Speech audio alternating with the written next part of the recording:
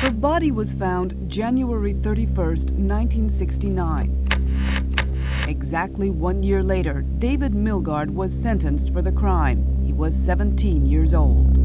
What was your reaction when they came back and they said, guilty?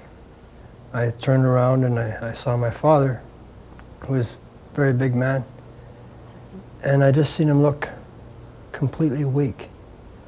And that scared me more than anything else I think I've ever seen in my life. The sentence was prison for life, and for 20 years now, Milgaard has been serving it. He's grown up behind bars, from a frightened teenager into an angry man. Angry because from the first day he walked into prison, Milgaard has maintained his innocence through 2 appeals that were rejected, through 2 escapes that failed. He has always said he was a victim of circumstance and a small town that was demanding a conviction.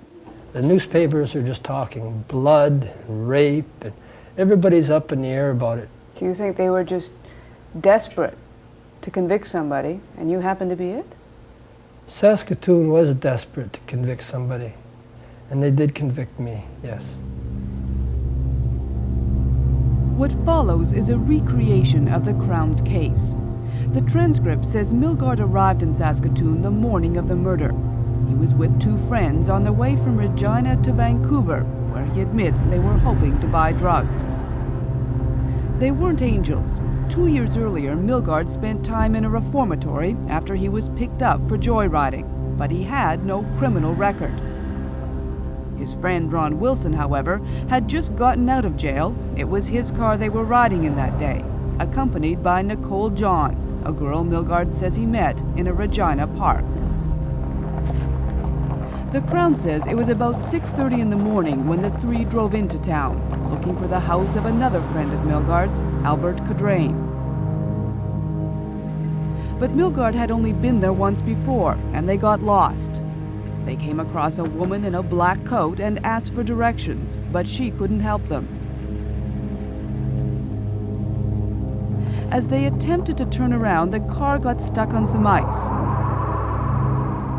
When they couldn't push it out, the Crown says Wilson and Milgaard went for help.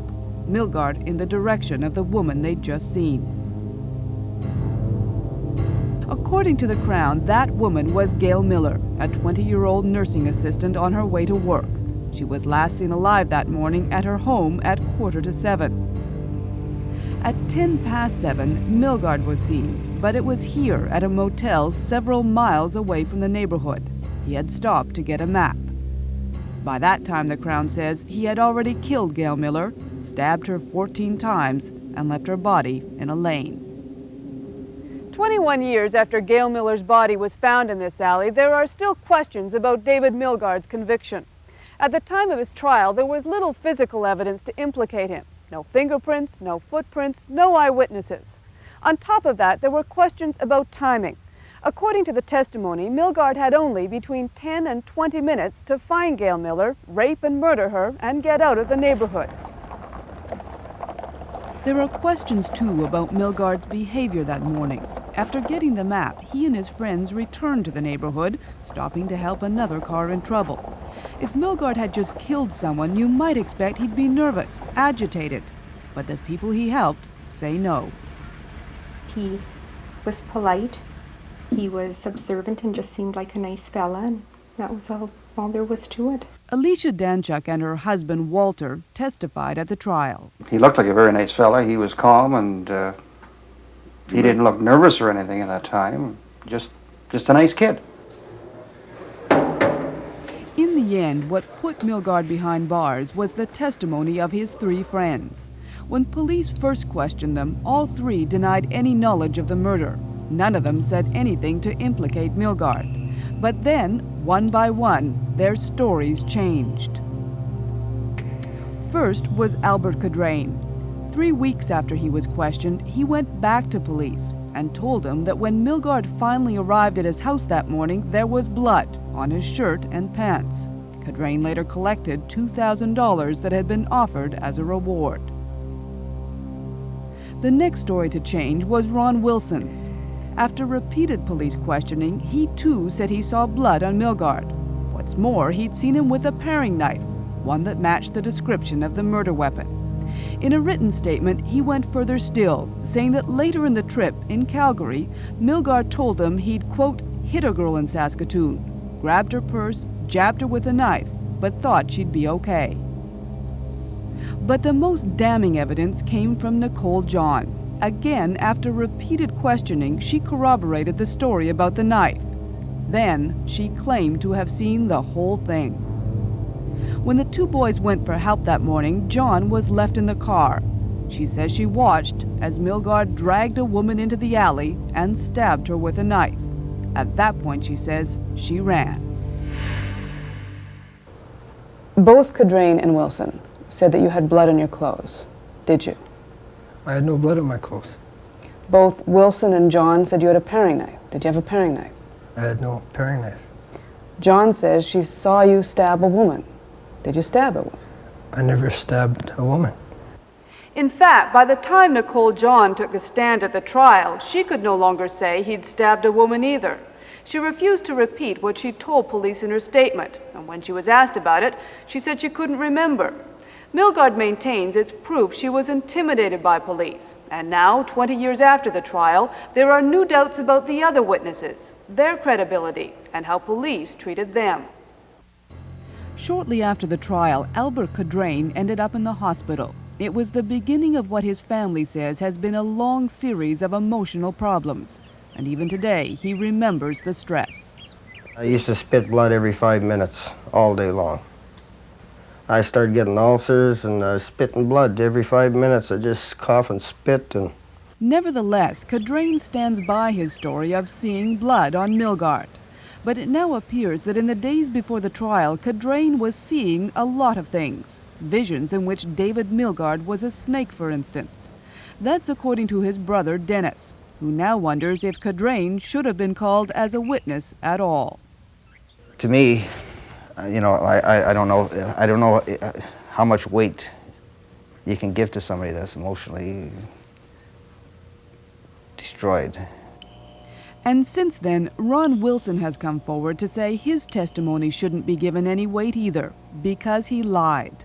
The Fifth Estate has obtained a copy of a statement he made to the Justice Department in July.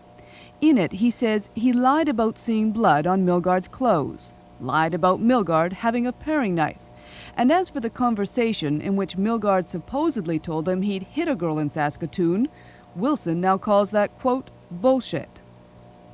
He says at the time he was questioned, he was messed up on drugs, and police took advantage of that to plant a story.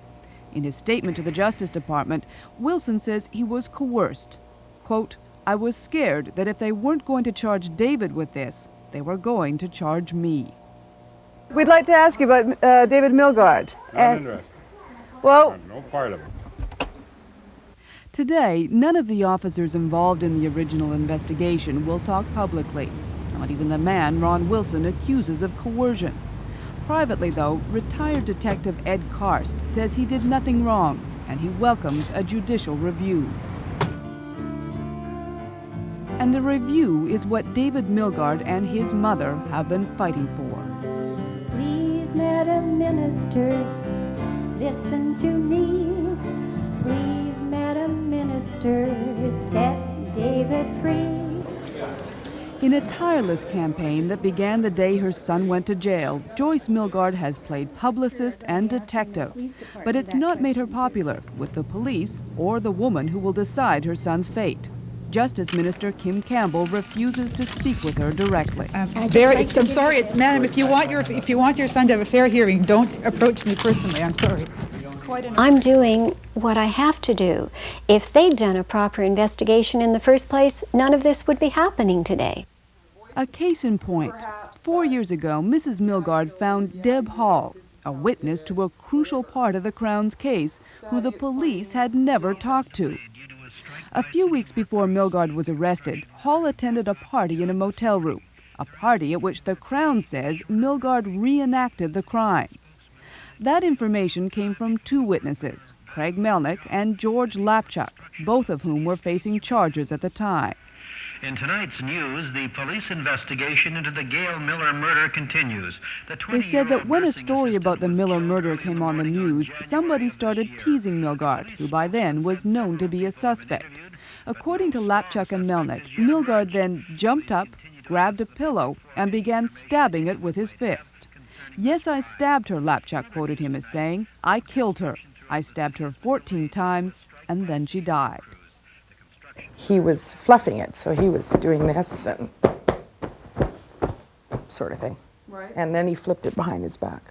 That's how Deb Hall remembers it, but she didn't testify. She didn't even know until 10 years later that Milgaard had been convicted. She still thinks he was joking. Absolutely 100% positive he was not serious, myself. It would have scared me. I would have been out of there like I was lit on fire. And I didn't think anything of it at all. Deb Hall was the first weapon in Milgaard's arsenal against the Justice Department. Since then, his lawyers have collected 2 forensic opinions that criticize the evidence police used to build a case against him. Combine that with Ron Wilson's recantation, and Hirsch Walsh says the conviction should not be allowed to stand.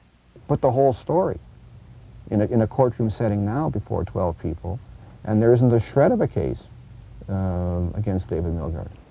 If Justice Minister Kim Campbell decides to reopen the Milgaard case, she has 2 options. She can order a retrial, or she can refer it to an appeal court for a decision.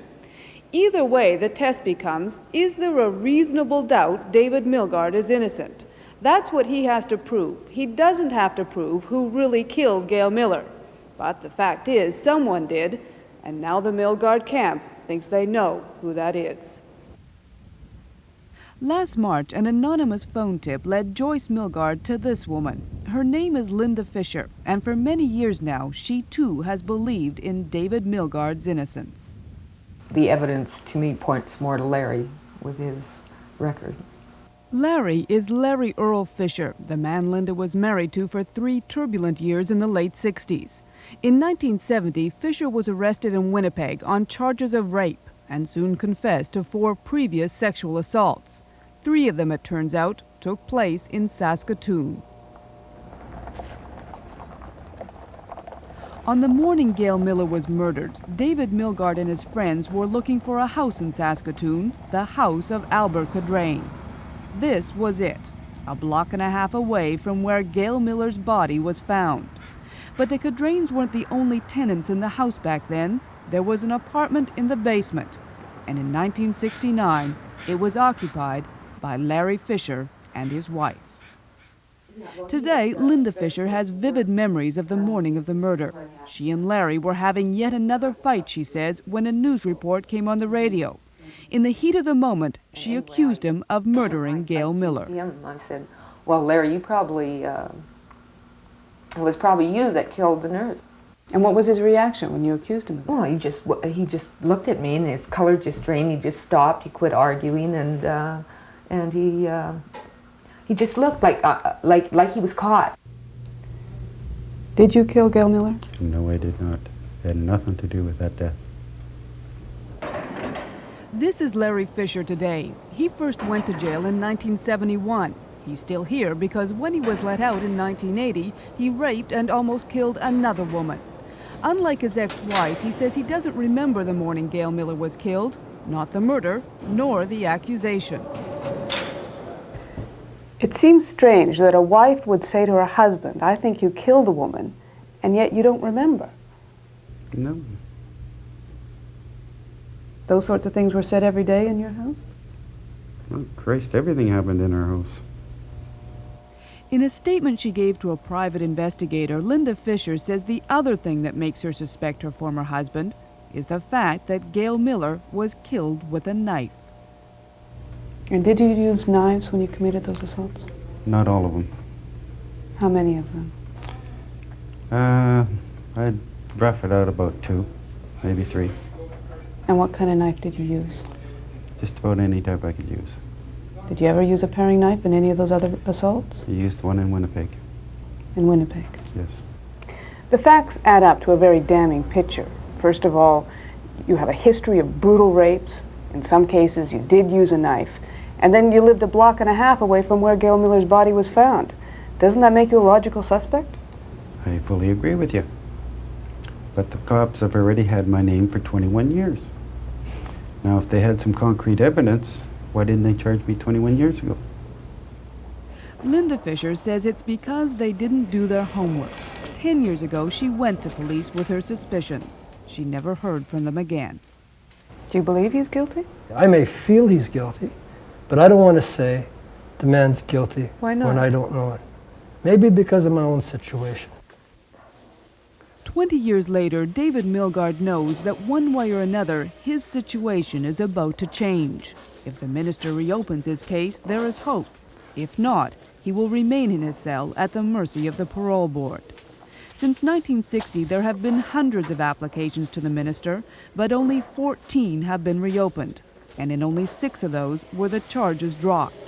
The odds are against him, but Milgaard continues to hope. What's the most you're hoping for? The most I'm hoping for, somebody comes up to me and says, David, got a phone call, a decision has been made, they've exonerated you, go home. That's the best thing that could happen for me.